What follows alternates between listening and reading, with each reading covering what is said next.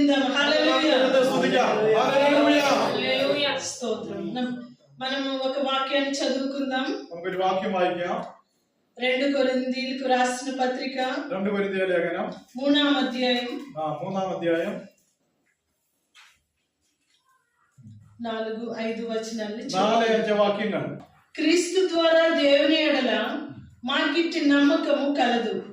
మా వలన ఏదైనా అయినట్లుగా ఆలోచించుట మా అంతట మేమే సమర్థులము కాదు, మా సామర్థ్యము దేవుని വലനനെ కలిగి ఉన్నది. ആമേൻ. സ്തോത്രം.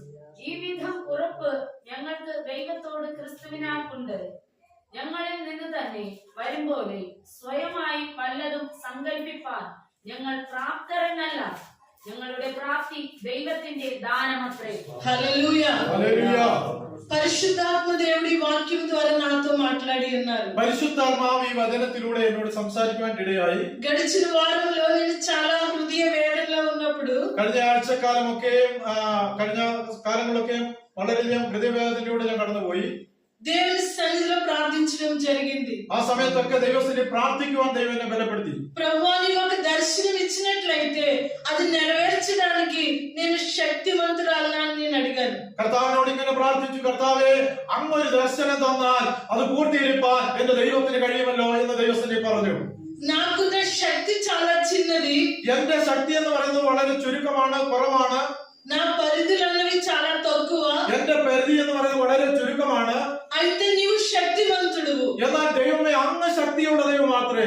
నీవు శక్తివంతుడు గనుక నిన్ను ఆశ్రయించిన నాకు నేను ఏమైనా చేయగలుగుతాను. കർത്താവേ അങ്ങ് ശക്തിമാനായ ദൈവമായതുകൊണ്ട് ആമേൻ അങ്ങയിലൂടെ എനിക്ക് സകലതും ചെയ്യുവാൻ കഴിയുമെന്ന് ദൈവത്തിനെ പ്രാർത്ഥിക്കുവാനായിട്ട്. Hallelujah. Hallelujah. Hallelujah. Praise the Lord. దేవుడు నాకు ఇచ్చిన దర్శనాన్ని నెరవేర్చడానికి ఈ వాక్యం నన్ను బలపరిచింది. ഈ വചനത്തിലൂടെ ദൈവം എനിക്ക് തന്ന ദർശനത്തിന്റെ പൂർത്തീകരണം ചെയ്യുവാൻ അതിലേക്ക് കൊണ്ടുവരാൻ ദൈവം എന്നെ ഇടയാക്കി. ప్రియ దేవుని బిడ్డలారా, దేవుని సంగమా, దేవుడు నీకు ఒక పని అప్పగించినట్లయితే నీ శక్తి చిన్నదవ్వచ్చు, నీ బలము తక్కువ అవ్వచ్చు, అయితే దేవుడు శక్తివంతుడు. പ്രിയ ദൈവമക്കളെ, ആമേൻ ഹല്ലേലൂയ. ഒരുപക്ഷെ നിങ്ങൾ ആമേൻ ശക്തിയില്ലാത്ത വ്യക്തികളായിരിക്കാം, എന്നാൽ ദൈവമാണ് ഒരു ദർശനം നമുക്ക് തന്നെങ്കിൽ അത് പൂർത്തീകരിപ്പാൻ ദൈവം നമ്മളെ ശക്തിപ്പെടുത്തുവാനായിട്ട് ഇടയായിത്തീരും. ఇక్కడ అపోస్తలుడైన ఆ యొక్క దాసులు, దేవుని దాసులు చెప్తూ ఉన్నారు, వారు అపోస్తలులుగా అభిషేకించబడిన వారే. ആമേൻ. ഇവിടെ അപ്പോസ്തലനായ പൗലോസ് പറയുന്നത് എന്നെ അപ്പോസ്തലനായി അഭിഷേകം ചെയ്ത ദൈവം. అపోస్తలుగా తాను ఉంటూనే తాను అంటున్నాడు నాకు బలము లేదు అని. ഹല്ലേലൂയ. ആ പേര് നിൽക്കുമ്പോൾ എനിക്ക് ബലമില്ല. అపోస్తలుడైన పౌలోసు പറയുന്നത് അങ്ങനെ. അങ്ങനെയാണ് അപ്പോസ്തലനായ പൗലോസ് പറയുന്നത്. అపోస్తలుడు పౌలు ఈ లోకపరంగా యేసు ప్రభు తర్వాత అంత శక్తివంతుడిగా పరిశుద్ధ గ్రంథం మనకు తెలియజేస్తుంది. നമുക്കറിയാം, വിശുദ്ധ വചനത്തിലൂടെ നമുക്കറിയാം കർത്താവായ യേശു ക്രിസ്തുവിന് ശേഷം വളരെ ശക്തിമാനായ അല്ലെങ്കിൽ വളരെ ശക്തിയോടുകൂടി ശുശ്രൂഷ ചെയ്ത ഒരു വ്യക്തിയാണ് അപ്പോസ്തലനായ പൗലോസ്. అయితే ఇక్కడ దేవుని వాక్యంలో ఈ విధంగా వ్రాయబడి ఉన్నది, మా వలన ఏదైనా అయినట్లుగా ఆలోచించుట మా అంతట మేమే సమర్థులము కాదు అని. ഇവിടെ എന്താ വചനത്തിൽ പറയാണ്, ഈ വിധ ഉറപ്പ് ഞങ്ങൾക്ക് ദൈവത്തോട് ക്രിസ്തുവാനിലുണ്ട്. ഞങ്ങളിൽ നിന്ന് തന്നെ വരും പോലെ സ്വയമായി വല്ലതും സങ്കല്പിക്കാൻ ഞങ്ങൾ പ്രാപ്തരെന്നല്ല. అయితే మా సామర్థ్యము దేవుని వలనే కలుగుచున్నది. ആമേൻ. എന്റെ സാമർത്ഥ്യം എന്ന് പറയുന്നത് അത് ദൈവത്താൽ മാത്രം സാധ്യമത്രേ. ప్రియ దేవుని బిడ్డ, దేవుడు నీకు గొప్ప సామర్థ్యాన్ని ఇచ్చాడు. പ്രിയ ദൈവമക്കളെ, ദൈവം നമുക്ക് വലിയ പ്രാപ്തി നൽകിയിട്ടുണ്ട്. ఆ యొక్క సామర్థ్యము బయటికి కనబడకపోవచ్చు. ഒരുപക്ഷെ നമ്മുടെ ആ പ്രാപ്തി വെളിയിൽ ആർക്കും കാണത്തില്ലായിരിക്കാം. నీ గృహంలో నీవు ఎందుకు పనికిరాని వ్యక్తివై ఉండొచ్చు. ഒരുപക്ഷെ നമ്മുടെ സ്വന്തം ഭവനത്തിൽ പോലും നമ്മളൊരു കഴിവില്ലാത്ത ഒരു വ്യക്തി എന്ന് കരുതിയിരിക്കാം. నీ కుటుంబంలో నిన్ను ప్రక్కకి పెట్టవచ్చు ప్రతి విషయంలో. ഒരുപക്ഷെ ഓരോ വിഷയത്തിലും നമ്മുടെ കുടുംബത്തിൽ നിന്ന് തന്നെ നമ്മളെ മാറ്റി നിർത്തുന്ന ഒരു അനുഭവം ഉണ്ടായിരിക്കും. అయితే దేవుడు అంటున్నాడు నీకు గొప్ప సామర్థ్యాన్ని నేను ఇచ్చానంటున్నాడు. എന്നാൽ ഇന്ന് പകൽക്കാലം ദൈവത്തിന്റെ വചനം പറയാണ്, ദൈവം നമുക്ക് സമൃദ്ധി അല്ലെങ്കിൽ പ്രാപ്തി നൽകുന്ന ദൈവമത്രേ.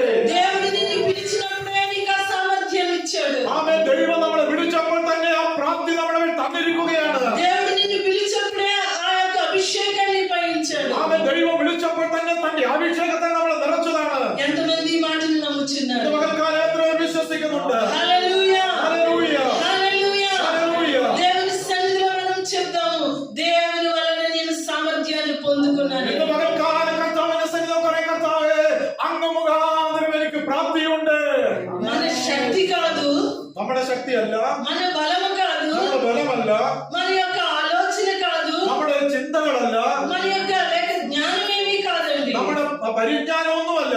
దేవుని యొక్క సామర్థ్యం, ദൈവം നമ്മുടെ പ്രാപ്തിയാക്കുന്നതാണ്. దేవుని యొక్క సామర్థ్యము, ഹല്ലേലൂയ. അത് ദൈവത്തിന്റെ പ്രാപ്തിയത്രേ. అది నిన్ను శక్తివంతుడిగా శక్తివంతురాలుగా చేస్తుంది. ഹല്ലേലൂയ. ആ ദൈവത്തിന്റെ പ്രാപ്തിയാണ് നമ്മളെ ശക്തീകരിക്കുന്നത്. పరిశుద్ధ గ్రంథము నుండి ఒక వ్యక్తిని మీకు വിശുദ്ധ చూపించాలనుకుంటున్నాను. വചനത്തിൽ ഒരു വ്യക്തിയെ നിങ്ങളെ ഞാൻ കാണിക്കുവാൻ ആഗ്രഹിക്കുന്നു. 2 దినవృత్తాంతముల పుస్తకం 2 ദിനവൃത്താന്ത പുസ്തകം 20వ అధ్యాయం 20-ാം അധ്യായം. కొన్ని మాటలు చదువుకుందాం. 2 ദിനവൃത്താന്ത പുസ്തകം 20-ാം അധ്യായം 3వ వచనాన్ని చదువుకుందాం. 3-ാം വാക്യം. 20-3. യഹോശാഫാത്ത് ഭയപ്പെട്ട് യഹോവയെ അന്വേഷിപ്പാൻ താല്പര്യപ്പെട്ട് യഹൂദരൊക്കെ ഒരു ഉപവാസം പ്രസിദ്ധം ചെയ്തു. అందుకు యెహోషువపాతు భయపడి యెహోవా యొద్ద విచారించుటకు మనస్సు నిలుపుకొని యూదా యందంతటా ఉపవాసమును ఆచరింపవలెనని చాటింపగా. ആമേൻ. ఇక్కడ మనం గమనించినట్లయితే యెహోషాపాతు అనే ఒక రాజును చూస్తూ ఉన్నాం. ഇവിടെ നമ്മൾ യഹോശാഫാത്ത് എന്നൊരു രാജാവിനെ കാണുന്നു. ఈ రాజు దేవుని యందు ఎంతో భయభక్తులు కలిగిన వాడు. ഈ രാജാവിനെ സംബന്ധിച്ചിടത്തോളം ദൈവത്തെ ഭയപ്പെടുന്ന ഒരു രാജാവായിരുന്നു. తన తండ్రి అయిన ఆశ చాలా దేవుని భక్తుడు. ആമേൻ. തന്റെ പിതാവായ ആശ ആമേൻ വളരെ ദൈവഭക്തനായ ഒരു വ്യക്തിയായിരുന്നു.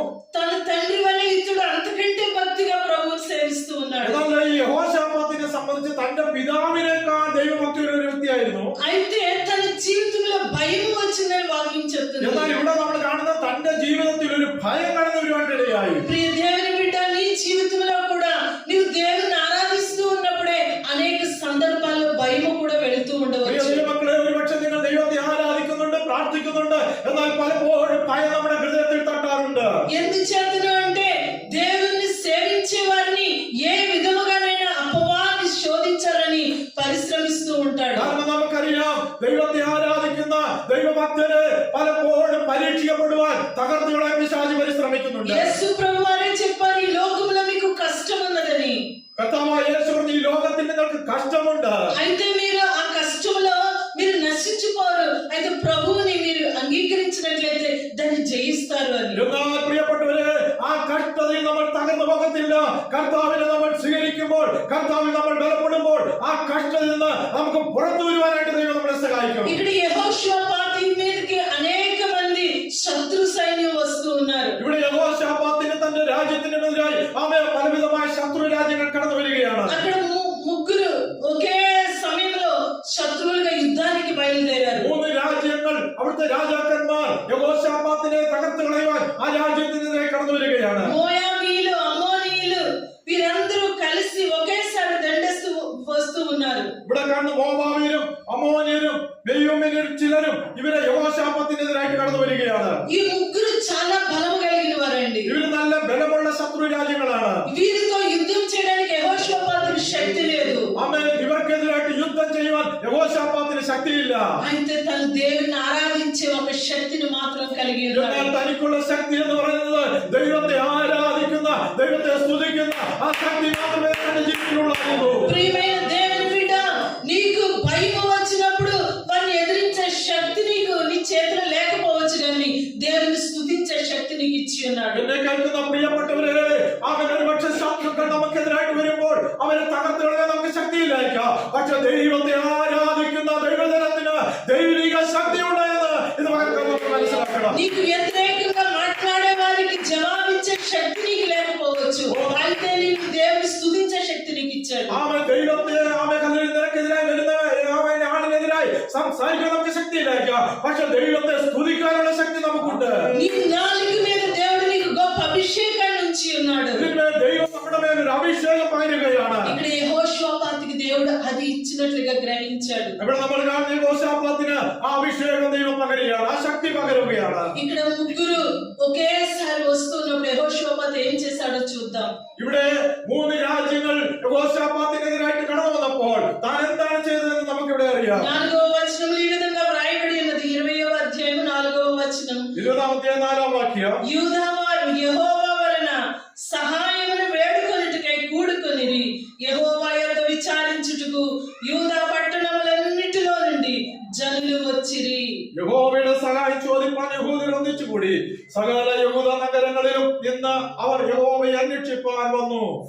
8వ వచనం ఈ విధంగా వ్రాయబడి ఉన్నది, వారు అందులో నివాసము చేసి కీడైనను యుద్ధమైనను తీర్పైనను తెగులైనను కరువైనను మా మీదకు వచ్చినప్పుడు మేము మందిరము ఎదుటని నిలవబడి మా ശത്രുവിൽ నీకు మొర్రపెట్టిన ఎడల మా శ్రమలో అని చెప్తూ ఉన్నారు. അധ്യായം 8 ഇങ്ങനെ വായിക്കുന്നു, അവർ അതിൽ പാർത്ത് ന്യായവിധിയുടെ വാൾ, മഹാമാരി, ക്ഷാമം എന്നിവയുള്ള വല്ല അനർത്ഥവും ഞങ്ങൾക്ക് വരുമ്പോൾ ഞങ്ങൾ ഈ ആലയത്തിന്റെ മുമ്പിലും നിന്റെ സന്നിധിയിലും നിന്ന് നിന്റെ നാമം ഈ ആലയത്തിലുണ്ടല്ലോ, ഞങ്ങളുടെ സങ്കടത്തിൽ നിന്നോട് നിലവിളിക്കും, നീ കേട്ട് രക്ഷ വരുത്തുകയും ചെയ്യുമെന്ന് പറഞ്ഞു. హల్లెలూయ, హల్లెలూయ.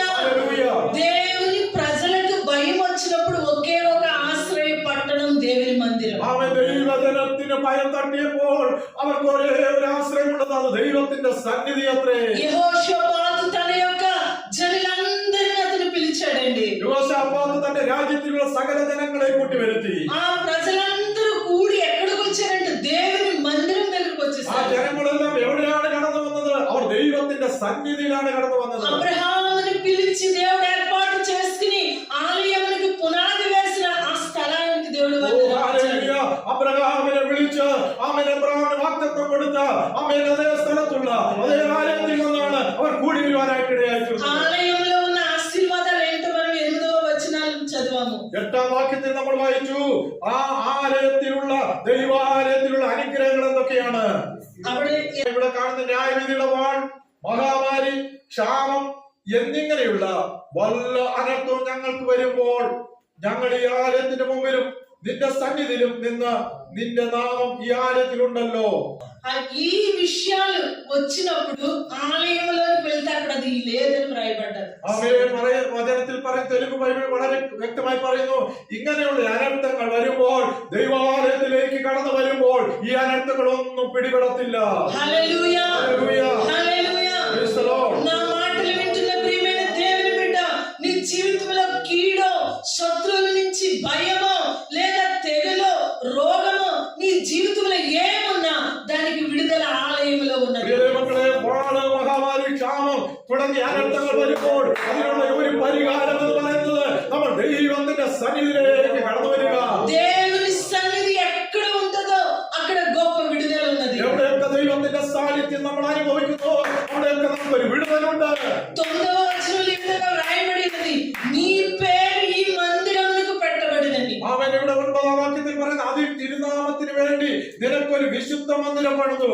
ఆ మందిరంలోకి వారందరూ వచ్చారండి. ഈ വിശുദ്ധ മന്ദിരത്തിലേക്കാണ് ജനങ്ങളും രാജാവും കടന്നു വരുന്നത്. ప్రియ దేవుని బిడ్డలారా, ఈ మందిరంలో ఆరాధిస్తున్న లేకపోతే ఆరాధన ఆలయాలలోకి వెళ్ళి ఆరాధిస్తున్న మీ జీవితాల్లో దేవుడు గొప్ప విడుదల ఉంచున్నాడు. ദൈവാലയത്തിലേക്ക് കടന്നു വന്ന് ആരാധിക്കുന്ന ദൈവജനത്തിന് ഒരു വിടുതലുണ്ട് എന്നുള്ള കാര്യം മറന്നു പോകരുത്. దేవుని బిడ్డ, నీ జీవితంలో ఆరాధన అలక్ష్యం చేయవద్దు. ദൈവങ്ങളെ, നമ്മുടെ ആരാധന നമ്മൾ അലക്ഷ്യമാക്കി കളയരുത്. నీ జీవితంలో స్తుతి స్తోత్రం నీ గృహములని అంతగా అర్పించలేవు. దేవుని మందిరానికి వచ్చి నువ్వు చేసినట్లయితే దానికి ఒక గొప్ప ఆశీర్వాదం ఉన్నది. നമ്മുടെ വീട്ടിലിരുന്ന് നമുക്ക് ഒരുപാട് സമയം ഒരുപക്ഷെ സ്തുതിക്കാനും പ്രാർത്ഥിക്കാനും ഒന്നും കഴിഞ്ഞിട്ട് വരത്തില്ല. എന്നാൽ ആലയത്തിലേക്ക് കടന്നു വരുമ്പോൾ നമുക്ക് അതിനൊരു സ്വാതന്ത്ര്യമുണ്ട്. ദൈവത്തെ ആരാധിപ്പാനും സ്തുതിപ്പാനുമുള്ള സ്വാതന്ത്ര്യമുണ്ട്. హల్లెలూయ, ഹല്ലേലൂയ. హల్లెలూయ. కాబట్టి దేవుని మందిరానికి రావడానికి నిన్ను నీవే తయారు చేసుకోవాలి. അതുകൊണ്ട് പ്രിയപ്പെട്ടവരെ, ദൈവാലയത്തിലേക്ക് കടന്നു വരാൻ വേണ്ടി നമ്മൾ നമ്മളെ തന്നെ തയ്യാറാക്കണം. స్తోత్రం. 12వ వచనాన్ని చదువుదాం. 12ാം വാക്യം വായിക്കാം. మా మీదకు వచ్చి ఈ గొప్ప సైన్యంతో యుద్ధం చేయుటకు మాకు శక్తి చాలదు, ఏమి చేయుటకును మాకు తోచదు, నీవే మాకు దిక్కు అని ప్రార్థన చేసెను. ഞങ്ങളുടെ ദൈവമേ, നീ അവരെ ന്യായം വിധിക്കുകയില്ലയോ? ഞങ്ങളുടെ നേരെ വരുന്ന ഈ വലിയ സമൂഹത്തോട് എതിർപ്പാൻ ഞങ്ങൾക്ക് ശക്തിയില്ല, എന്തു ചെയ്യേണ്ടു എന്ന് അറിയുന്നുമില്ല. എങ്കിലും ഞങ്ങളുടെ കണ്ണ് നിങ്കലേക്ക് തിരിഞ്ഞിരിക്കുന്നു. హల్లెలూయ, హల్లెలూయ. హల్లెలూయ, హల్లెలూయ. నీ కష్ట సమయంలో లేదా నీ దుఃఖ సమయంలో నీ బలహీన సమయంలో నువ్వు ప్రార్థించవలసిన ఒక ప్రార్థన ఇక్కడ వ్రాయబడి ఉన్నది. ഇവിടെ കാണുന്നത് നമ്മുടെ കഷ്ടതയുടെ പ്രയാസത്തിന്റെ നടുവിൽ ഒരു പ്രാർത്ഥനയാണ് ഇവിടെ കാണുവാനായിട്ട് ഇടയായിത്തീരുന്നത്. കർത്താവേ, എനിക്ക് ശക്തിയില്ലെന്ന് പ്രാർത്ഥിക്കണമെന്ന്. ഹല്ലേലൂയ. എനിക്ക് ശക്തിയില്ല എന്ന് നമ്മൾ ദൈവസന്നിധിയിൽ പ്രാർത്ഥിക്കണം. ప్రభువా, నాకు శక్తి చాలదయ్యా. കർത്താവേ, എനിക്ക് ഇതിനെ എതിർക്കുവാനുള്ള ശക്തി എനിക്കില്ല. నేను బలహీనరాలను. ഞാനൊരു ബലഹീനമായ വ്യക്തി അത്രേ. నేను బలహీనమైన వ్యక్తిని, నాకు మాట్లాడడం రాదు,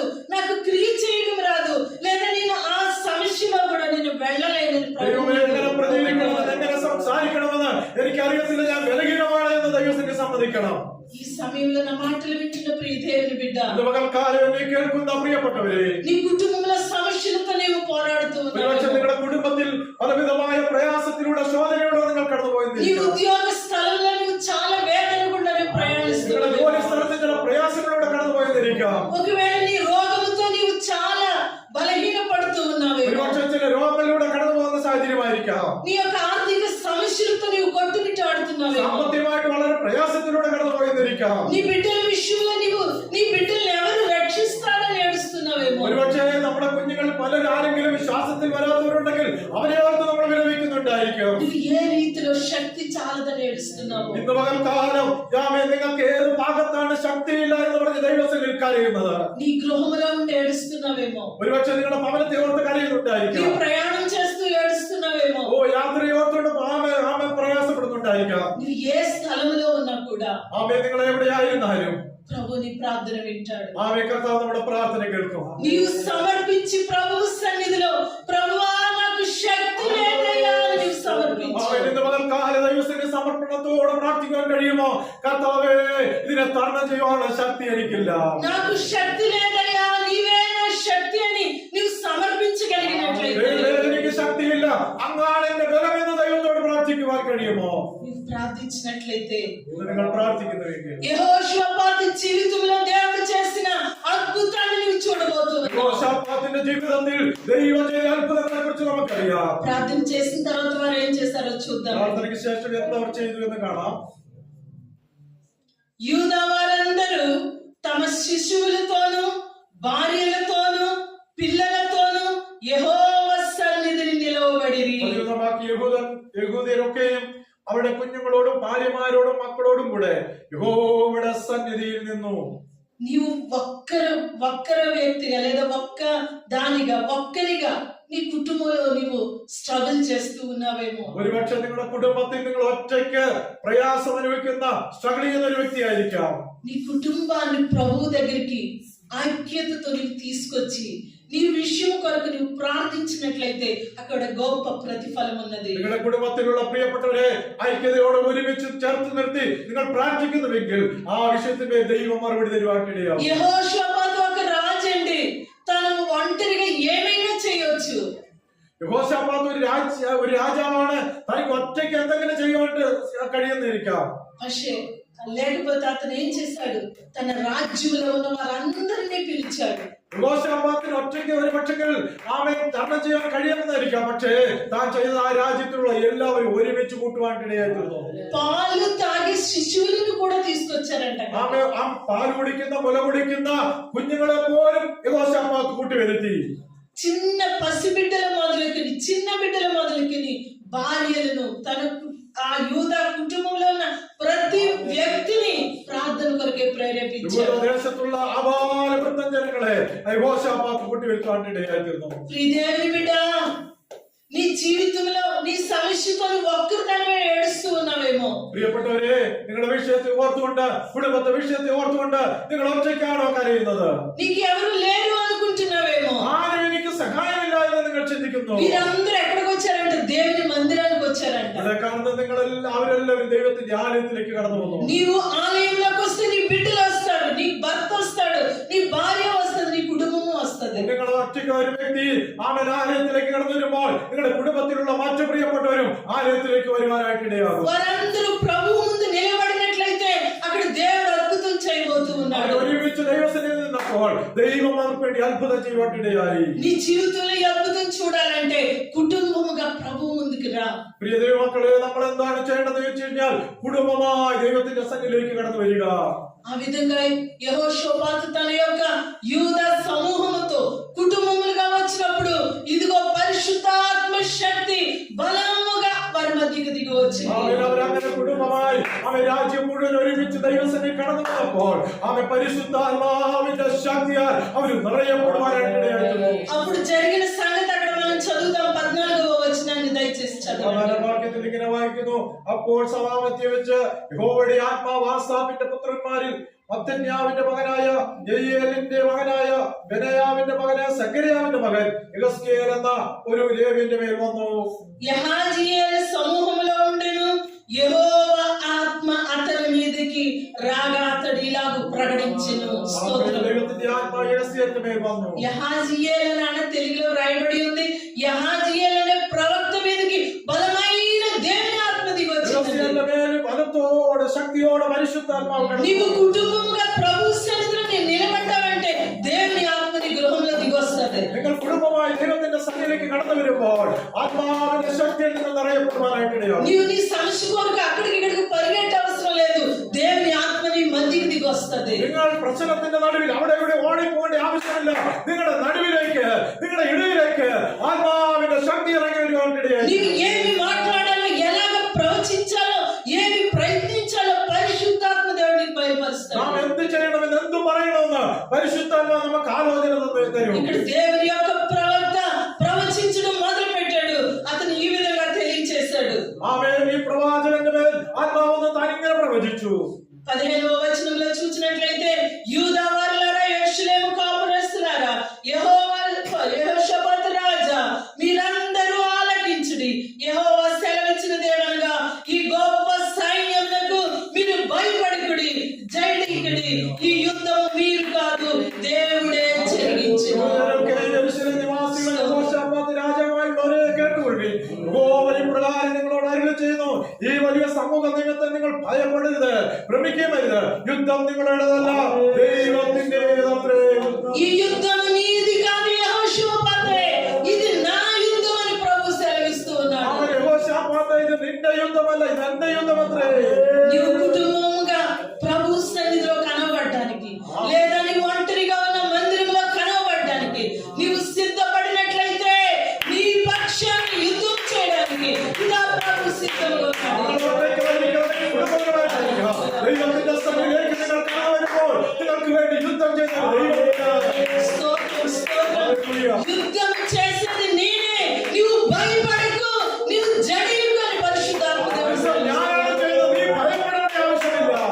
ఏ భయములో నీవు ఉన్నావు ప్రియమైన దేవుని బిడ్డ? ആൾക്കാർ ഏത് ഭയത്തിലാണ് നിങ്ങൾ അടിമപ്പെട്ടത്? నీవు దేని కొరకు నీవు జడుస్తూ ఉన్నావు? ఆ విషయంలో ప్రభు సెలవిస్తున్నాడు, ఇది నీ సమస్య కాదు అని. മകൾക്കാലം പരിശുദ്ധാത്മ പറയാണ്, അത് നിന്റേതായ പ്രശ്നമല്ല, ആ പ്രശ്നം എന്റെ പ്രശ്നമത്രേ. అయితే అక్కడ ఒక రూల్ కూడా దేవుడు పెట్టాడు. ഇവിടെ ഒരു നിയമം ദൈവം പറയാനിടയായിരുന്നു. దేవుడు నీకు విజయం ఇవ్వాలంటే అది నీవు తప్పనిసరిగా ദൈവം നമുക്ക് చేయాలి. വിജയം തരണമെങ്കിൽ ആ നിയമം നമ്മൾ പാലിക്കണം. రేపు వారి మీదకి పోవుడి, వారు జీజు అను ఎక్కుడు మార్గము వచ్చెదరు.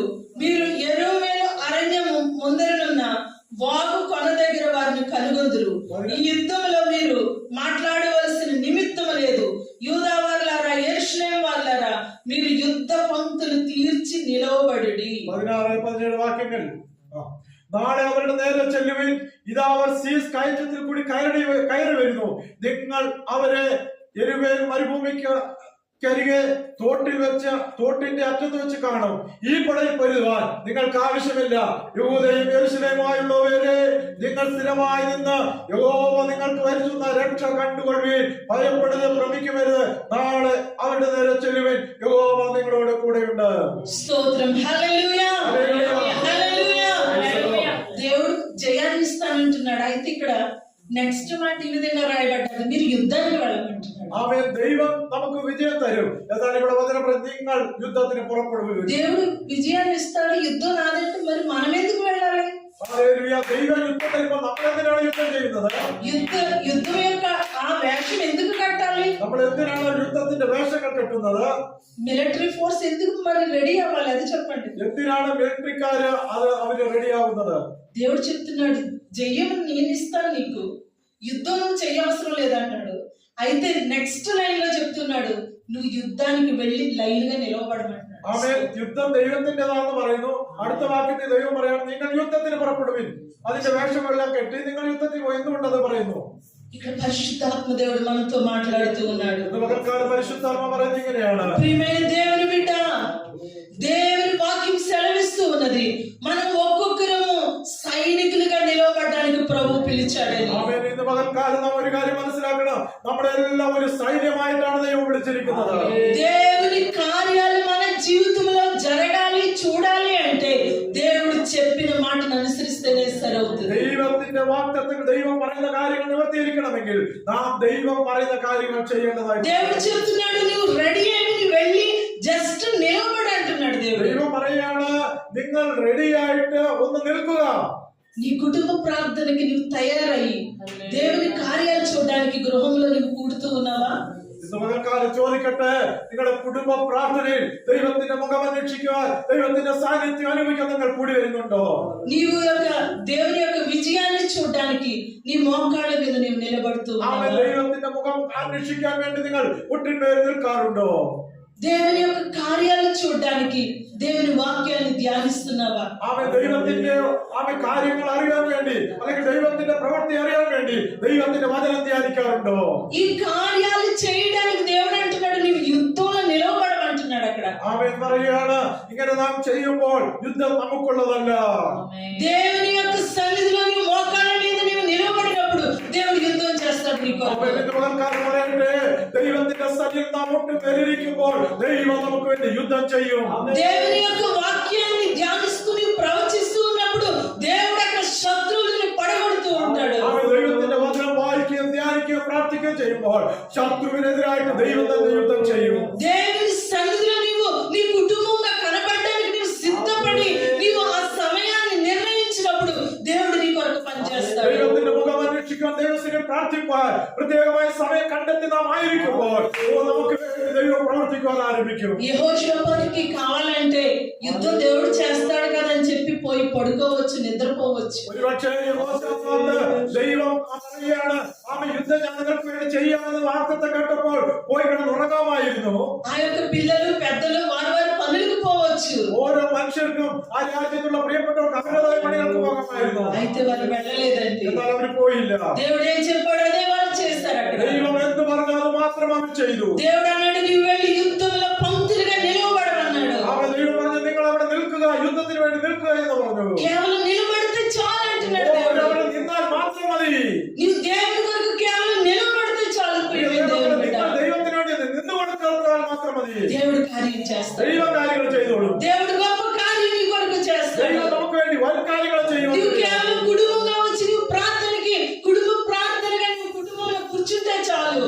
നിങ്ങളുടെ കുടുംബ പ്രാർത്ഥനയിൽ നിങ്ങൾ പ്രാർത്ഥിക്കാതിരുന്നാൽ മതി, പ്രാർത്ഥിച്ചാൽ മതി. నీవు మోకాళ్ళ మీద ఉదయాన్నే నీ సమస్యలు దేవునికి అప్పగిస్తే చాలు. దేవుడు నీ కొరకు ప్రయత్నిస్తాడు. നമ്മുടെ വിഷയമായി ദൈവസന്നിധിയിൽ ഇരുന്നാൽ മതി, ദൈവം നമ്മുടെ കാര്യങ്ങൾ ചെയ്യും. దేవునికి అప్పగించి పాస్టర్ గారికి అప్పగించి లేదా ప్రేయర్ టీమ్ కి అప్పగించి నీవు శుభ్రంగా నిద్రపోతే దేవుడు ఏమి చేయడు. മറ്റുള്ളവർക്ക് നമ്മുടെ വിഷയങ്ങൾ കൊടുത്തിട്ട് നമ്മൾ സുഖകരമായിട്ട് ഉറങ്ങാനല്ല, നമ്മുടെ വിഷയത്തിന് വേണ്ടി നമ്മൾ നിൽക്കുവാൻ തയ്യാറാകണം. నీవు ఆ విధంగా తయారైనట్లయితే నువ్వు భయపడిన అవసరం లేదు, జడిగిన అవసరం లేదు. അതിനുവേണ്ടി നിങ്ങൾ തയ്യാറാകണമെങ്കിൽ നിങ്ങൾ ഭയപ്പെടേണ്ട ആവശ്യമില്ല.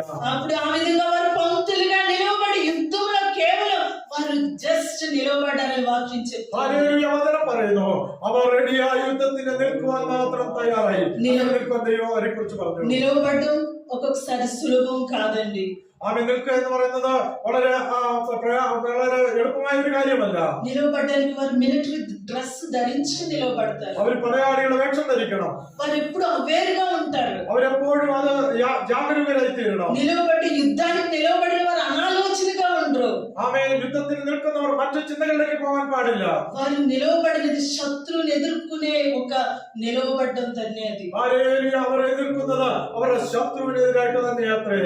ఆ నిలవబడ్డంలోనే వారు పోరాడడానికి సిద్ధమని చూపిస్తూ ఉంటారు. ആമേ നാം നിൽക്കുമ്പോൾ തന്നെ അവർ പോരാടാൻ വേണ്ടി തയ്യാറായി നിൽക്കുകയാണ്. నీవు ఆ విశ్వాస జీవితాన్ని కలిగి ఉన్నావా? ആമേ ഇന്ന് വാൽക്കാലം ആ വിശ്വാസം നമ്മുടെ ജീവിതത്തിലുണ്ടോ? నీ విశ్వాస జీవితంలో కదిలిపోతూ స్థిరత్వం లేకుండా ఉన్నావా? നിങ്ങളുടെ വിശ്വാസത്തിൽ പതറിപ്പോകുന്ന സാഹചര്യമുണ്ടോ? విశ్వాసం అంటే ప్రభు కొరకు ఏ సమస్యనైనా జయిస్తానని నిలవబడ్డం. വിശ്വാസം എന്ന് പറയുന്നത് കർത്താവിന് വേണ്ടി ഏത് സാഹചര്യത്തിലും ഉറപ്പോടെ നിൽക്കുന്നത് അത്രേ. హల్లెలూయా హల్లెలూయా హల్లెలూయా హల్లెలూయా హల్లెలూయా. Praise the Lord. యెహోషాపాతు యొక్క సైన్యం నిలవబడినప్పుడు ఇదా దేవుడు వారి మధ్యనే అనైక్యతను తెచ్చి శత్రువులు తమిళ కొట్టుకుని చనిపోయినట్లుగా చేశాడు. അങ്ങനെ യോശാഫാത്ത് തന്റെ ജനവും ദൈവസന്നിധിയിൽ നിൽക്കാൻ തയ്യാറായപ്പോൾ ശത്രുക്കൾ തമ്മിലടിച്ച് അവർ നശിച്ചു പോകാനായിട്ട് ഇടയായി. 3 గొప్ప సైన్యము 3 దేశాలు వచ్చారండి. ముగ్గురు కూడా వారికి ఎదురుగా కొట్టుకుని చనిపోయి ఒక్కరు కూడా లేకుండా పోయారు. 3 രാജ്യങ്ങളെതിരായിട്ട് വന്നു. അവർ തമ്മിലടിച്ച് അവർ ചിതറിപ്പോകാനായിട്ട് ഇടയായിത്തീർന്നു. మనం ఇవన్నీ చదవడానికి టైం లేదు కనుక చదివించట్లేదు. 3 రాజ్యాలు తమిళ కొట్టుకుని వారు ఒక్క మనిషి కూడా లేకుండా నశించిపోయినట్లుగా చూస్తూ ఉన్నాం. ഇവിടെ വചനം വായിക്കുന്നത് ഒരൊറ്റ വ്യക്തി പോലും ശേഷിക്കാതെ ആ 3 രാജ്യങ്ങൾ, ശത്രു രാജ്യങ്ങൾ, അവർ തമ്മിലടിച്ച് അവർ ചിതറിപ്പോകാനായിട്ട് ഇടയായിത്തീർന്നു. അവർ നശിച്ചു പോകാനായിട്ട് యుద్ధం నీది కాదు, దేవుడు యుద్ధం చేస్తున్నాడు. യുദ്ധം നിങ്ങളുടേതല്ല, ദൈവം. యెహోషాపాతు యుద్ధానికి వెళ్ళాడు, సైన్యం యుద్ధానికి వెళ్ళలేదు. కేవలం ప్రభు చెప్పినట్లుగా వారు నిలవబడ్డారంతే. യഹോശാഫാത്തോ തന്റെ ജനമോ യുദ്ധത്തിന് പുറപ്പെട്ടില്ല. പക്ഷെ ദൈവം പറഞ്ഞതുപോലെ അവർ തയ്യാറായി നിന്നു. వారు శత్రువులుగా ఐక్యతతో వచ్చారు, అయితే వారు శత్రువులై చనిపోయారు అక్కడ. ആമേൻ. അവരുടെ ശത്രു രാജ്യങ്ങൾ ഐക്യതയോടെ ഒരുമിച്ച് വന്നു. പക്ഷെ അവർ ഐക്യതയില്ലാതെ തമ്മിലടിച്ച് തകർന്നു പോയി. వారు ఏ విధంగా ఉన్నదని యుద్ధ భూమిని చూడడానికి యెహోషాపాతు తన సైన్యం వెళ్ళి చూసినప్పుడు అక్కడ ఏం జరిగిందో ఆ మాట చదివి ముగించాలనుకుంటున్నాను. അവൻ ഇന്ന് പകൽക്കാലം എന്താണ് അവിടെ സംഭവിച്ചതെന്ന് വായിച്ചുകൊണ്ട് ഈ സന്ദേശം നിർത്തുവാൻ ആഗ്രഹിക്കുന്നു. 26వ వచనాన్ని చూద్దాం. 26ാം വാക്യം. 4-ാം ദിവസം അവർ ബെരാഖ താഴ്വരയിൽ ഒന്നിച്ച് കൂടി. അവർ അവിടെ യഹോവയ്ക്ക് സ്തോത്രം ചെയ്തുകൊണ്ട് ആ സ്ഥലത്തിന് ഇന്ന് വരെ 23 కూడా ఉన్నాడు. 23 അമ്മോന്യരും മോവാബ്യരും സെയീർ പർവ്വത നിവാസികളോട് എതിർത്ത് അവരെ നിർമൂലമാക്കി നശിപ്പിച്ചു. സെയീർ നിവാസികളെ സംഹരിച്ച ശേഷം അവർ അന്യോന്യം നശിപ്പിച്ചു. ఇక్కడ వారి సైన్యం ఏ విధంగా ఉంది, శత్రువులు ఎలా ఉన్నారని చూసినప్పుడు వారు అన్యోన్యం చనిపోయారని అక్కడ చూస్తూ ఉన్నారు. അന്യോന്യം നശിപ്പിച്ചു എന്നാണ് ഇവിടെ കാണുന്നത്. యెహోషాపాతు సైన్యాన్ని గమనించినప్పుడు వారు వదిలి వెళ్లిపోయిన సొత్తు సంపత్తిని వారు తెచ్చుకోవడం జరిగింది. ആമേൻ. അങ്ങനെ അവർ ഉപേക്ഷിച്ചതായ സ്വത്ത് സമ്പത്തുകളൊക്കെ ആമേൻ യഹോശാഫാത്തിന് ലഭിക്കുവാനിടയായി. శత్రువు నీ నుండి దొంగిలించాలని వాడు శ్రమిస్తాడు, అయితే శత్రువు తెచ్చుకున్నది దేవునికి ఇస్తాడు. ഹല്ലേലൂയ. നിന്റെ സമ്പത്തിനെ കൊള്ളയടിക്കാൻ ശത്രു ശ്രമിച്ചെന്നിരിക്കാം, എന്നാൽ ആ ശത്രുവിന്റെ സമ്പത്തിനെ ദൈവം നിന്റെ കയ്യിൽ ഏൽപ്പിക്കും. హల్లెలూయా, హల్లెలూయా, హల్లెలూయా. యెహోషాపాతుకు అవసరమైన సొత్తు సంపత్తు 3 రాజ్యాలు తెచ్చి పక్కన పెట్టి చచ్చిపోయి. ഹല്ലേലൂയ. യഹോശാഫാത്തിന് ആവശ്യമാകുന്ന സമ്പത്ത് ഈ 3 ശത്രു രാജ്യങ്ങളും അവരുടെ കയ്യിൽ നിന്ന് ആമേൻ ഇവർക്ക് പ്രാപിക്കുവാനായിട്ട് ഇടയായി. 25వ వచనం తర్వాత మీరు ఇంటికి వెళ్ళి చదువుకోవచ్చు. 26వ వచనంలో వారు ఆ స్థలానికి వెళ్ళి చూచినప్పుడు అక్కడ గొప్ప సంతోషం వారికి కలిగింది. 25ാം വാക്യം ഭവനത്തിൽ ചെന്ന് നിങ്ങൾ വായിക്കണം. അവിടെ കാണുന്നവരുടെ ഹല്ലേലൂയ സമ്പത്തും വസ്ത്രവും വിശേഷ വസ്തുക്കളും അവിടെ കണ്ടെത്തിയായിട്ട് കാണുന്നു. 26వ వచనంలో 4వ దినమున వారు బెరాకా లోయలో కూడిరి. అక్కడ వారు యెహోవాకు కృతజ్ఞతాస్తుతులు చెల్లించినందున నేటి వరకు ఆ చోటుకి బెరాకా లోయ అని పేరు. ബെരാഖ താഴ്വര എന്ന് പേരിട്ടു. അവർ ബെരാഖ താഴ്വരയിൽ ഒന്നിച്ചുകൂടി അവർ അവിടെ യഹോവയ്ക്ക് സ്തോത്രം ചെയ്തുകൊണ്ട് ആ സ്ഥലത്ത് ഇന്ന് വരെ ബെരാഖ താഴ്വര എന്ന് പറഞ്ഞു വരുന്നു. బెరాకా అనగా ఆశీర్వాదము అని అర్థం. ബെരാഖ എന്ന വാക്കിന്റെ അർത്ഥം അനുഗ്രഹം എന്നാണ്. నీ జీవితంలో దేవుడు ఆశీర్వాదాన్నే ఇవ్వాలనుకుంటున్నాడు. ദൈവം നമ്മുടെ ജീവിതത്തിൽ അനുഗ്രഹം തരുവാൻ വേണ്ടി ആഗ്രഹിക്കുന്നു. దేవుడు ఎప్పుడు నీ నశించిపోవాలి లేదా దేవుడు నిన్ను చెయ్యి విడిచిపెట్టాలనుకోవట్లేదు. അവൻ ഒരിക്കലും നാം നശിച്ചു വന്ന ദൈവം നമ്മളെ കുറിച്ച് ആഗ്രഹിക്കുന്നില്ല. దేవుడు నిన్ను ఒక బెరాకా లోయలో ఉంచాలని ఆశపడుతున్నాడు. നമ്മളൊരു ബെരാഖ താഴ്വരയാക്കുവാൻ ദൈവം ആഗ്രഹിക്കുന്നു. బెరాకా లోయలో వారు దేవుడిని స్తుతించాలని వాక్యించారు. ബെരാഖ താഴ്വരയിൽ ദൈവത്തിന്റെ സ്തുതിയുണ്ട്. నీ జీవితంలో ఏ కష్టమైన ఏ సమస్యని ఏ విధమైన శత్రువు నీ మీదకి రాని నీవు ప్రభు చెప్పినట్లు నిలవబడ్డానికి ప్రభువా నాకు శక్తి చాలదు, మాకు అసాధ్యము అని నీవు నిన్నుగా సమర్పించుకున్నట్లయితే నీ జీవితంలో ఒక బెరాకా లోయని నీవు చూస్తావు. ദൈവത്തിന് സമർപ്പിക്കുവാൻ തയ്യാറാകുമോ? കർത്താവേ, എന്റെ ശത്രുക്കളെ എതിർക്കുവാനുള്ള ഒരു ശക്തിയില്ല, എന്നെ തന്നെ ദൈവകരങ്ങളിലേക്ക് സമർപ്പിക്കുന്നു എന്ന സമർപ്പണത്തോടുള്ള ദൈവത്തിലായിരിക്കുമ്പോൾ നമ്മളെ ഒരു ബെരാഖ താഴ്വരയാക്കുവാൻ ദൈവം ആഗ്രഹിക്കുന്നു. നമ്മുടെ ദൈവത്തിന്റെ അനുഗ്രഹമുണ്ട്, ദൈവത്തിന്റെ വിടുതലുണ്ട്. బెరాకా లోయ స్తుతికి పేరు. അവിടെ ദൈവത്തിന്റെ സ്തുതിയാണ്. దేవుని స్తుతి స్తోత్రం అనే ఆయుధాలని నీ నాలుక మీద దేవుడికి పెట్టాడు. ആമേൻ. പ്രിയ ദൈവമക്കളെ, അവിടെ ദൈവത്തിന്റെ സ്തുതിയുണ്ട്, സ്തോത്രമുണ്ട്, അവിടെ ദൈവത്തിന്റെ നന്മയുണ്ട്, അനുഗ്രഹമുണ്ട്. అది నీ జీవితంలో దేవుడు ఇచ్చాడు, దానితో నీవు యుద్ధానికి నిలవబడు. ഇന്ന് പകൽക്കാലം അത് നമ്മുടെ ജീവിതത്തിലുണ്ട്. അതുകൊണ്ട് നമ്മൾ യുദ്ധത്തിന് വേണ്ടി തയ്യാറാകുക. దేవుడు మనకి విజయాన్ని ఇచ్చే దేవుడై ఉన్నాడు. ദൈവം നമുക്ക് വിജയം തരുന്ന ദൈവമത്രേ. ఇక్కడ మనము చదివిన 2 కొరింథీయుల చదువుదాం. 2 కొరింథీ 3వ అధ్యాయము 3-4 వచనాలు చదువుదాం. 2 కొరింథీ 3 మనం మొదటిగా చదివిన అదే వాక్యాన్ని చదివి ముగించుకుందాం. క్రీస్తు ద్వారా దేవుని ఎడల మాకిట్టి నమ్మకము కలదు. మా వలన ఏదైనా అయినట్లుగా ఆలోచించుట మా ఎంతట మేమే സമർത്ഥുലമని കാదు, మా സാമർത്ഥ്യము దేవుని വലനനെ కలిగి ఉన్నది. ഈ വിധം ഉറപ്പ് ഞങ്ങൾക്ക് ദൈവത്തോട് ക്രിസ്തുവിനാലുണ്ട്. ഞങ്ങളിൽ നിന്ന് തന്നെ വരും പോലെ സ്വയമായി വല്ലതും സങ്കല്പിക്കാൻ ഞങ്ങൾ പ്രാപ്തരെന്നല്ല, ഞങ്ങളുടെ പ്രാപ്തി ദൈവത്തിന്റെ ദാനം മാത്രേ. Hallelujah, hallelujah. మన సామర్థ్యం మన దేవుడే. ആമേൻ. നമ്മുടെ പ്രാപ്തി എന്ന് പറയുന്നത് നമ്മുടെ ദൈവം അത്രേ. మన శక్తి మన దేవుడే. നമ്മുടെ ശക്തിവത്തായ ദൈവം അത്രേ. మన వలన ఏమీ జరగదు గాని మనం ఆశ్రయించిన దేవుని వల్లే మనం గొప్ప కార్యాలు మనం చూడగలుగుతాం. നമുക്കായി സ്വയമായിട്ടൊന്നും ചെയ്യുവാൻ കഴിയത്തില്ല. നമ്മളെ ചെയ്യുവാനായിട്ട് പ്രാപ്തിയിലാക്കുന്ന ഒരു ദൈവമുണ്ട്.